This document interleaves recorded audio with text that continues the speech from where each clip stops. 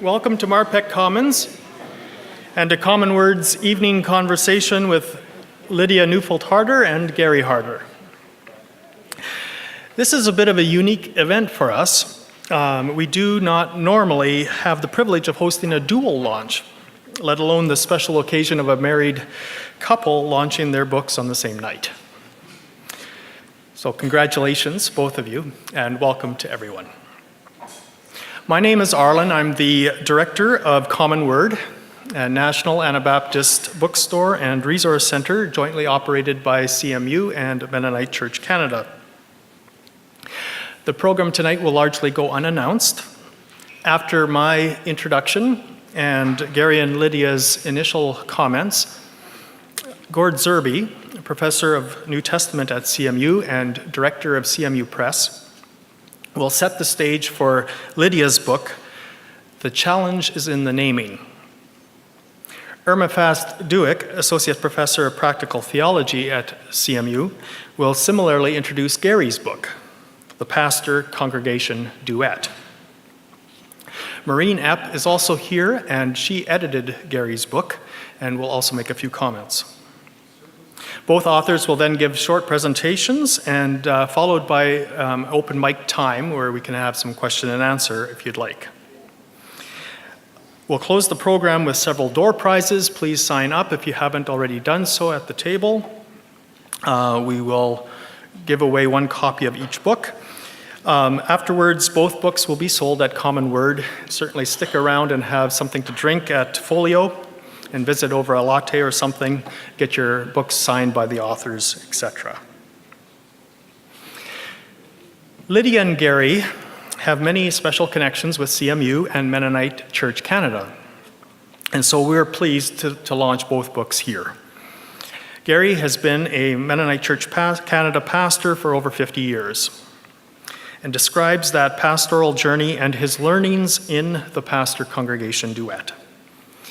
Gary, some time ago, has also chaired the CMBC board, predecessor college to CMU, was a guest instructor in practical theology one semester here, and most significantly, perhaps welcomed and mentored over 30 CMBC, CMU students as summer pastoral interns during his career.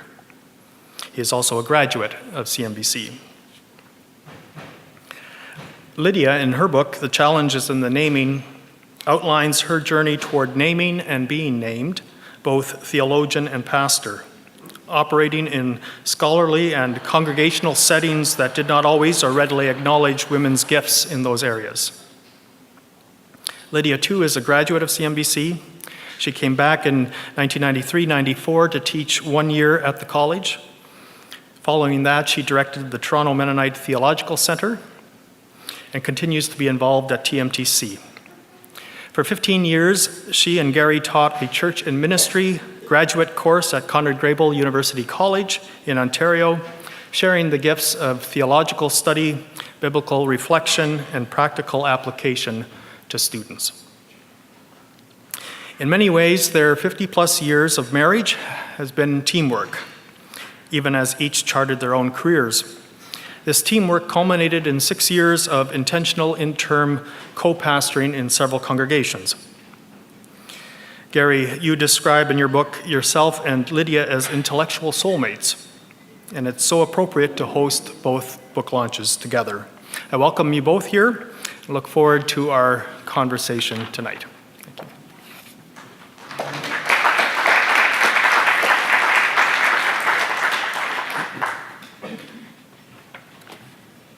Thank you, Arlen, and welcome to all of you. Delighted to see you. We know most of you, not quite all of you. It's a delight to share this evening with you. Oh, that's a simple. You're going to go on and on. Okay, what we're going to... We don't read each other so well all the time. We were going to say something about how does this happen that we are doing each doing a book at this time. And part of it has grown out of retiring very close to each other. We both retired around the same time. We needed to clear up all those books and all those shelves, find a place to put all those books, maybe give them away, and started looking through old sermons and old papers, and each started working on this project, not sure where it was going to go. Our home has a family room, and in one end is Gary's desk, and the other end is my desk. And so that works for collaboration, because we both, after we've had our leisurely breakfast, we both go to our corner, we work, but if either of us has a question, we come and we discuss it together and help each other in our writing. So there certainly is overlap in our books.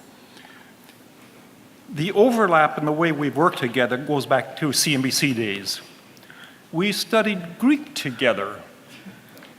That was a bit scary for me. I was a very poor student in high school, and she was a very good student, and I worried about it, but I did want to study Greek together with her, and did. Anyway, our marriage journey is one in which we did so much reflection, challenging, supporting each other, and I like to think that it made both of us stronger and our work deeper and more profound, and certainly when we teach together and then we write together, we keep on kind of challenging each other and suggesting, well, there's something else that you could also do, or this kind of thing. And we like to think that that improved the products that we have before you, the books that we wrote. Our themes also intersect very much. So a central theme for both of us is the church, the Bible, ministry. Those are the themes that we have worked on together, and they intersect, and you'll discover that as we move along.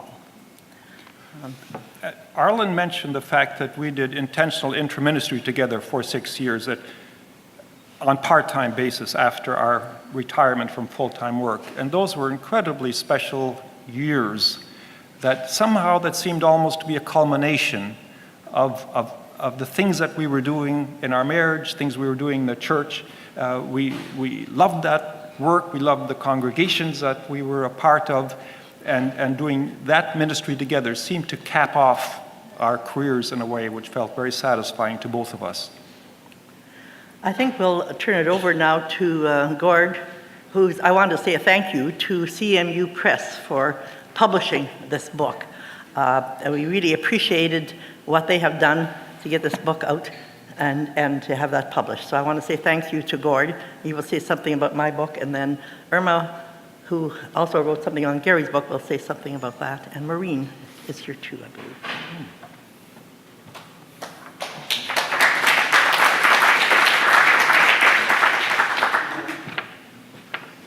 Good evening. My name is Gord Zerby. I'm tonight representing CMU Press, the publisher of one half of the duo's contribution that we're celebrating here tonight. This project from Lydia was passed on to me, and I was simply the one who helped bring it to completion. And this book, as you know, brings together essays over a number of years in one handy little volume, and the remarkable thing about it is it has commentary attached to it, which gives it a narrative that explains background and further reflection on the subject matter that's divided nice and neatly into a series of chapters. I remember the years when I was merely a junior professor at CMBC, when Gary and Lydia, who were giants at the time, I remember anyway, and I don't know what year, 90s sometime, early 90s? 93-ish, and I had barely started a few years before that. And I remember being a bit sort of nervous because Gary, in fact, decided to audit my course on Paul the Apostle. And, you know, and here he was with youngsters, and Gary's listening in and observing. But that was really a good experience because Gary would interject at just the right moment. And I know I'm sort of reflecting on Lydia's book, but at any rate, Lydia also made a profound impression on CMBC at the time, of which she reflects a little bit even in her autobiographical reflections in the background to some of her essays at the time. So you'll get some of that in this book, which I recommend to you. And I also want to thank you to Lydia on her patience in working to us as a press. We basically operate as a set of volunteers, and we're happy when really good stuff comes to us, and we do our best. But one of the important concepts that Lydia has worked with over the years is something called the hermeneutic community. Unfortunately, in the first press run, when we published this book, it became hermeneutic community. And our eyes didn't quite see the misprint that was developed by the typesetter on the top of it. Anyway, those books are no longer available to any of you. At any rate, this has now been restored, and it's now properly the hermeneutic community in the editions we're now making available to everyone. So thank you very much, Lydia, for your work over the years, your contribution, and I hope that through this volume, your work is increasingly given a hearing as it brings together articles that were published in many different places representing your theological and pastoral interests over the years. So congratulations and best wishes further in the years to come.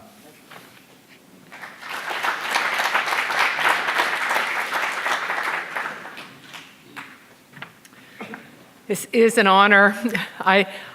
I could have introduced Lydia's book as much as Gary's, in that these two have always been these good friends, mentors, associates all the way along, and I feel really lucky to be here.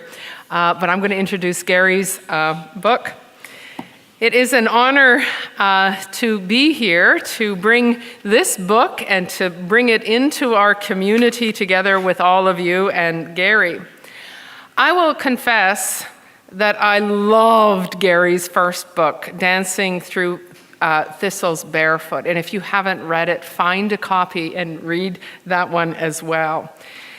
It was classic Gary through and through that book. His ability to tell stories, his ability to weave theological reflection with very concrete experiences of church life, his funny, witty, poignant, musical, spiritual, biblical themes all intertwined together. It was classic Gary.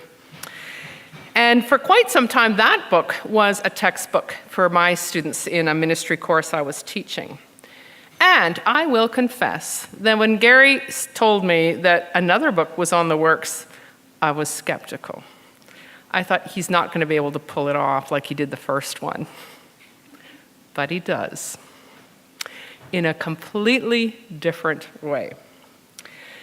This time, Gary looks at the church and at ministry from the gaze of a bit of distance from ministry.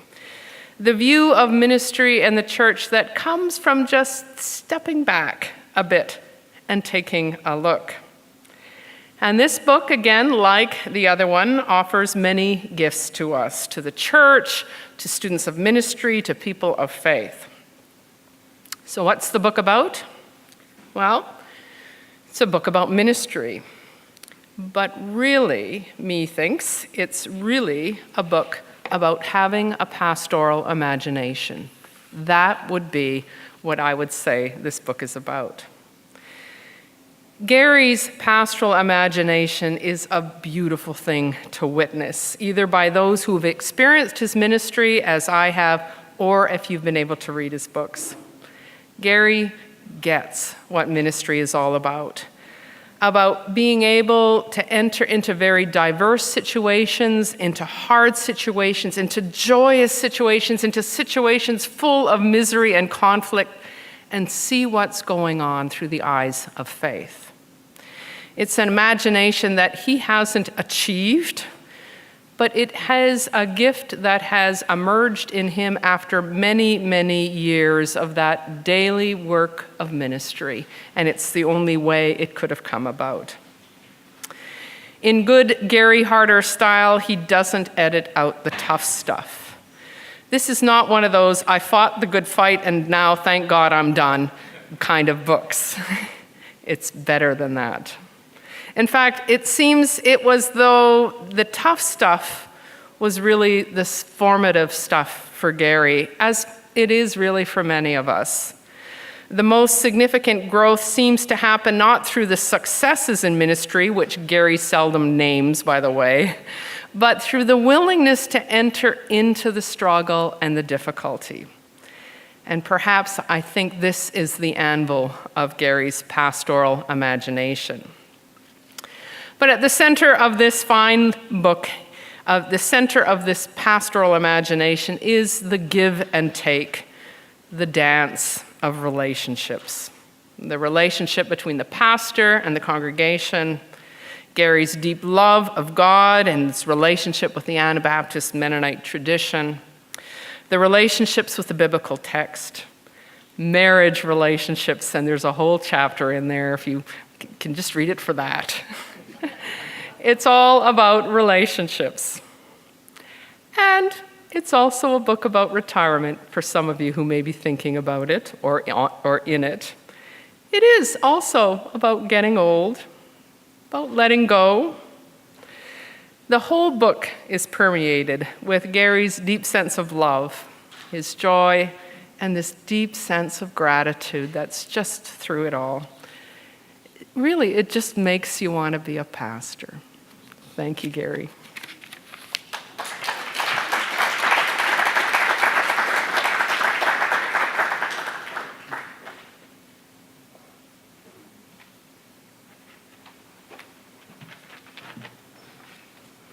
Good evening. When Gary asked if I wanted to say a few words tonight, I said that the traditional view of editors is that they should remain as invisible as possible and as silent as possible. So just by virtue of me standing up here and saying a few words, and I will keep it brief, I feel like I'm really transgressing some professional boundaries here. But nevertheless, it was very kind of Gary to ask me to say a few words, and thank you. So as some or many of you know, we lived in Toronto for about 20 years, and the church we attended was Toronto United Mennonite Church, where Gary was pastor. And in fact, I think our time of attending TUMC corresponded almost exactly to Gary's tenure there, just maybe give or take a year or two on either side. And so last winter, when Gary contacted me about editing his book, I was very pleased to take it on as a project because I knew that reading his manuscript would be like hearing the familiar voice of an old friend just coming to me from the page or from the computer screen. So I knew this would make a rewarding and enjoyable experience for me, and it certainly was. One of the cardinal rules of editing, of course, is not to interfere with the author's voice, but to work with their style of expression. And in this case, this was a very easy guideline for me to follow, not only because the author's voice was so familiar to me, but because you will discover as a writer, Gary communicates his ideas in a very clear, distinctive voice. And so I'm sure that all of you, whether you've had the benefit of hearing 20 years of Gary's sermons or not, as I did, you'll also respond quite well to the very clear and honest and generous voice that speaks through his book. I also felt a very deep sense of pastoral blessing as I worked on this book. And I have to say, this is someone who never, ever, for once, has ever contemplated being in pastoral ministry myself. But I felt this profound sense of pastoral depth and blessing, and part of it was just a spillover from Gary's own profound gratitude that is conveyed throughout the book, his acknowledgement of the blessings he experienced throughout his years of ministry. But I also felt very blessed by reading the stories themselves, which recount many different ways that God calls and nurtures people, how that kind of calling and purpose can be supported through family relationships, through community, and the many ways that church and community can be experienced. And this sense of blessing and reward from reading the book is one that I know that you will all experience too. Thank you.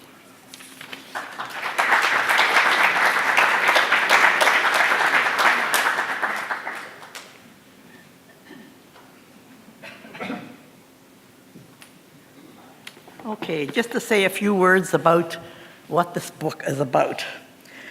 Why write this book at this time in my life, and so forth. It is a collection of essays. It started, how did this book come about? Well, it started by wanting to downsize, and we had all these books, and we had all these papers we'd written before, And the articles that I had written were scattered all over the place. And I think particularly for the women theologians that we have, Mennonite theologians that we have, it's very difficult to get a sense of their theology because their essays are scattered all over and they're not collected in any one place. And so it's hard to, if no one has written a book, it's hard to even get hold of what's their theology about. How does it fit into all the other theologies that have been written? And I had gathered, I was teaching Mennonite women theologians, or something like that it was called, at Congregational College, and the difficulty of gathering all of these. So I thought, well, I'll do this for my kids. I'll gather my essays together, put them on the shelf together. So they started out by being put into a binder together. And then I started thinking about why did I write each essay. At the same time, I was meeting with women who were doing their doctoral studies. You will know some of them. Susie Gunther Lowen, I think her mother is here, and Kim Penner. And then there were 3 or 4 others. So we were meeting together as a group of women and talking about things, and they really wanted to read this. They encouraged me to do it. And so somehow the idea of writing a context for each of these essays became part of that. And that context ended up being a theological journey, because you do write essays, even theological essays, very often because there's something personally at stake for yourself. You have a question or something you want to work at for whatever reasons. And what were those reasons why I wrote that essay at that particular time? And so I started putting that all together, and it just grew and became a book, is basically what happened. So I've been asked a number of times, who is the audience? Because, excuse me, the essays, it ends up with kind of a mixed genre. You know, you have sermons and you have a story, well, not too many stories. You have stories in introduction, but the essays were there weren't too many stories, but it was more theological essays, but some of them were written for the congregation, some of them were written for the scholarly world. So there is a mixture of genres, a mixture of the kind of language I use. It is not all nice and smooth. It's a bit disjointed, I would say. So if you like a little bit creativity and disjointedness, it's okay. That's the kind of writing it is. I did enjoy writing the introductions to all of these essays, partly because I didn't have to do any footnotes. It is so freeing to just write what you think and forget about footnoting every idea you have, right? There's something about that that's different. And I really enjoyed writing that context for each of the essays. So it came about because of that audience, my family, and then the students that I was working with. And also the male students were very interested in feminist theology again, who have not been that. So to get those of you that don't know, I named myself a feminist theologian about 30 years ago. And I did it very deliberately because I felt, especially at that time, that we needed to take women's voices very seriously, and we needed to have some women who would speak up for that. So I did that very deliberately and have continued to work at and read feminist theology in connection with Mennonite theology and other more broader theology. So the surprise for me was finding a theme going through all of this, recognizing that there is actually a thread that goes through most of my writing, and it was not what I thought it would be. I thought it would be hermeneutic community. So I was going to something about community in the title. And that didn't quite gel, and then I thought it would be something about church more directly, or I had all kinds of ideas. And then I realized that really the notion of naming has been very important to me all the way through.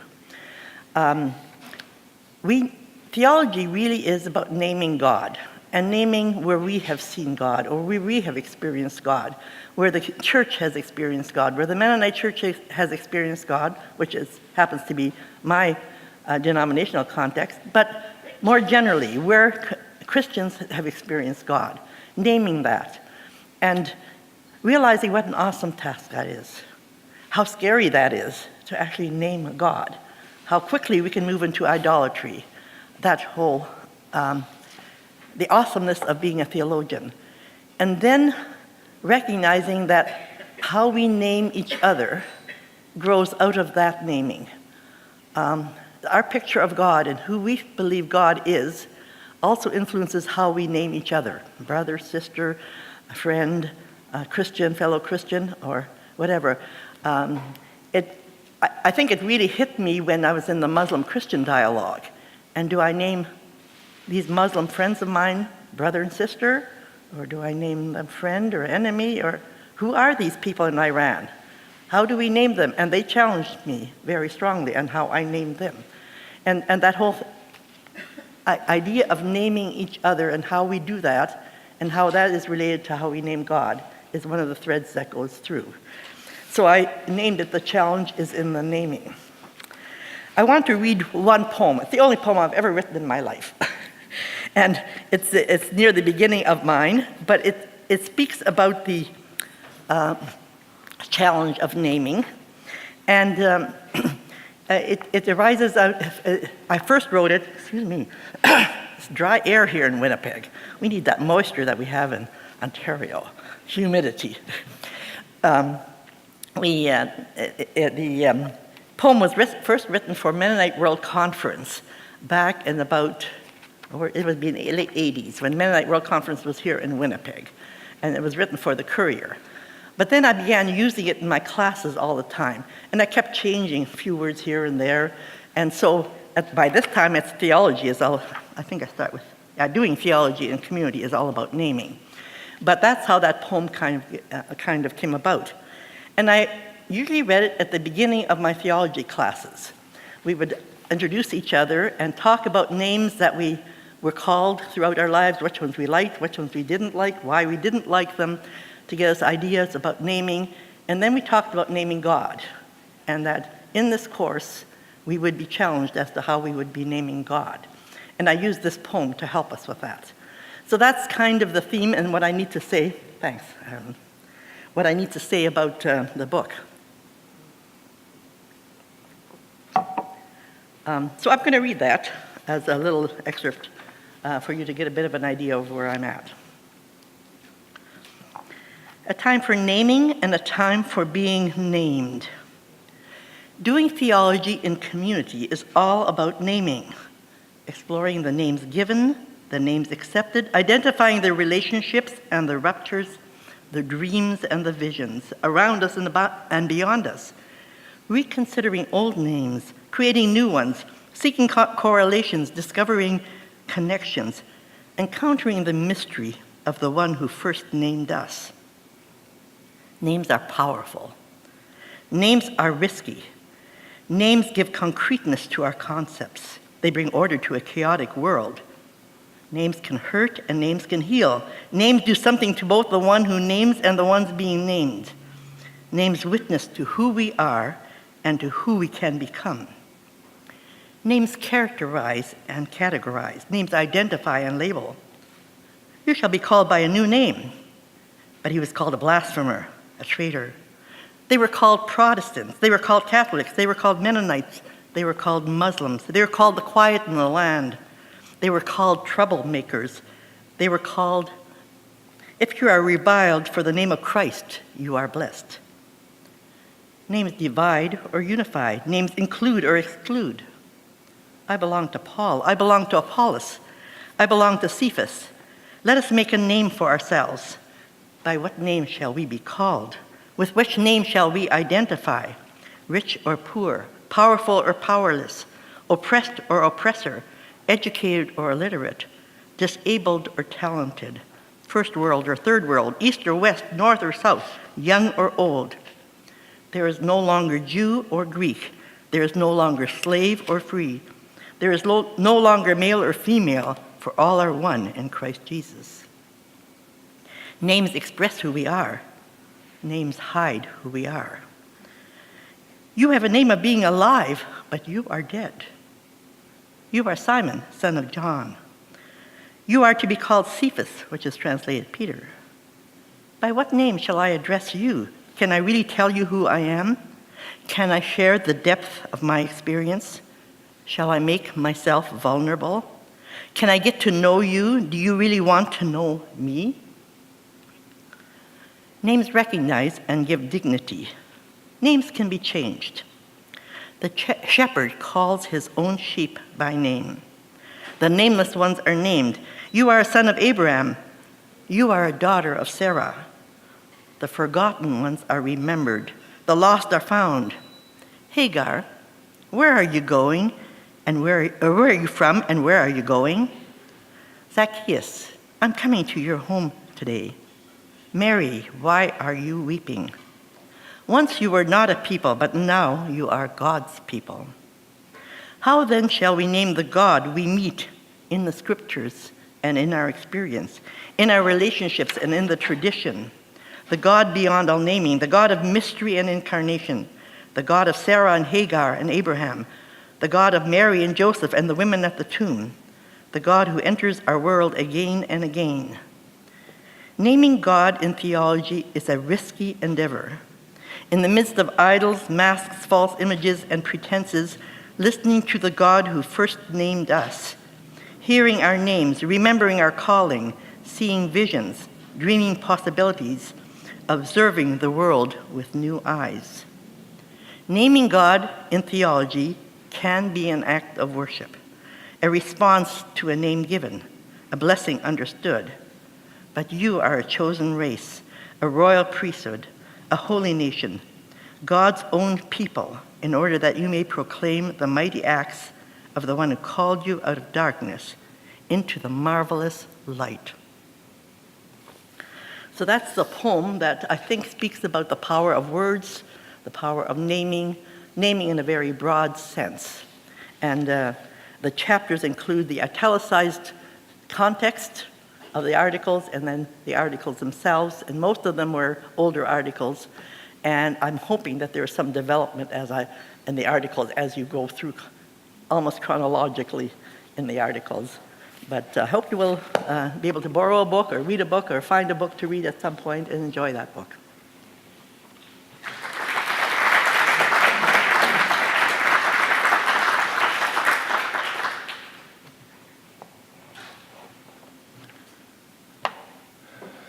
Thank you so much, Irma and Maureen. You are very, very kind.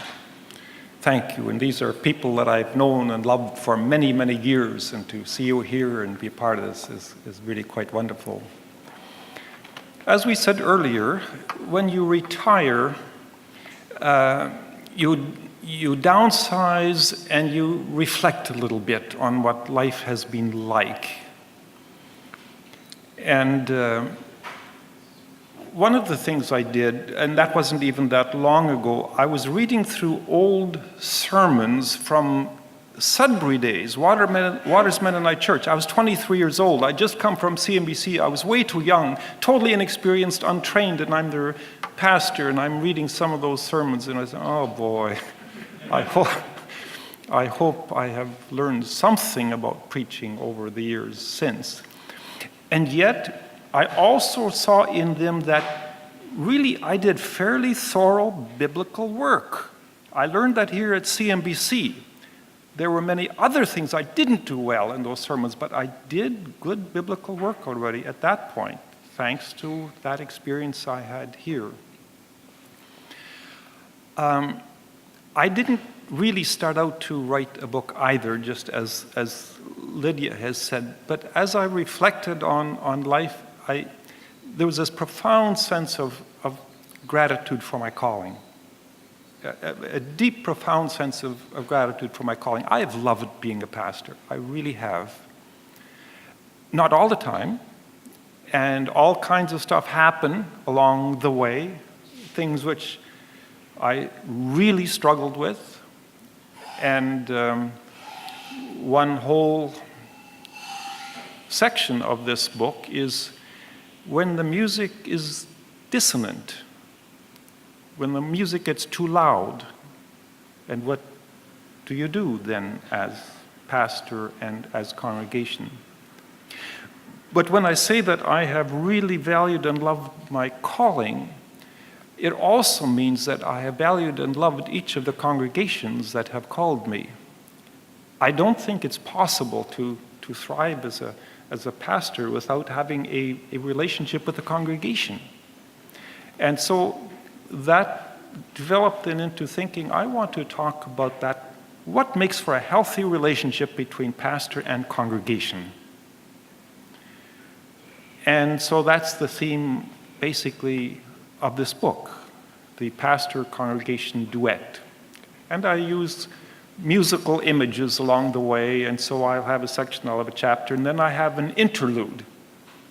And the interlude is perhaps a sermon I have preached at some point, or a short article I've written, or a bit of a drama piece, or something like that.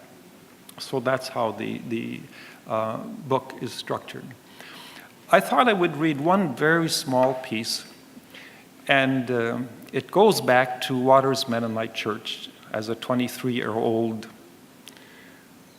over 50 years ago,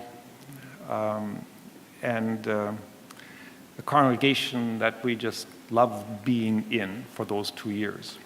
But this is the story from Waters Mennonite Church.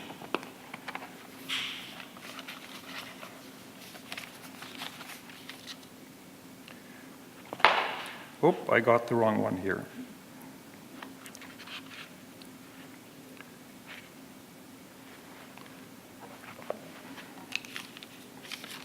My notes were wrong. Just a moment, please.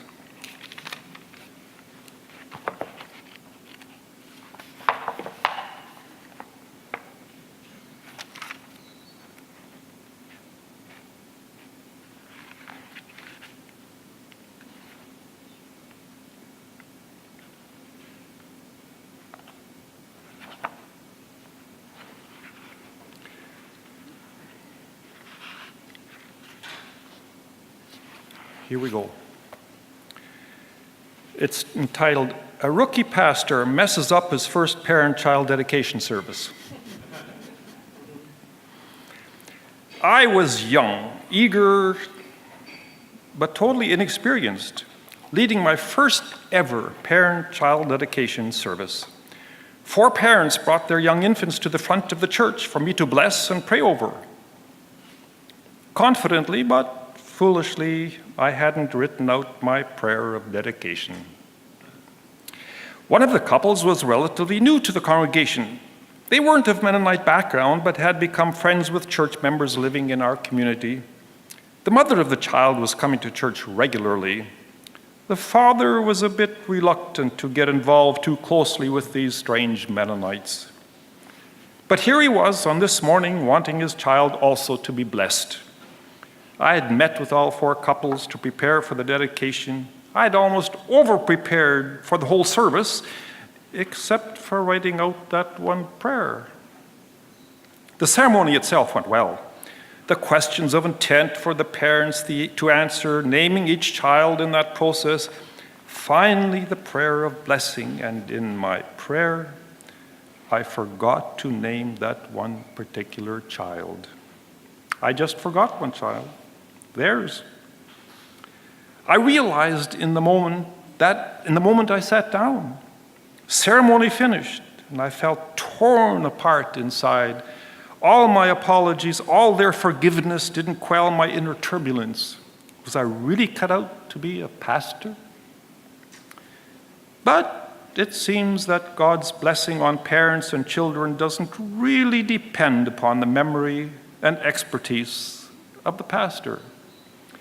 That baby, unnamed in my blessing prayer, is now a Mennonite pastor, blessing other children and their parents, probably not forgetting a single name.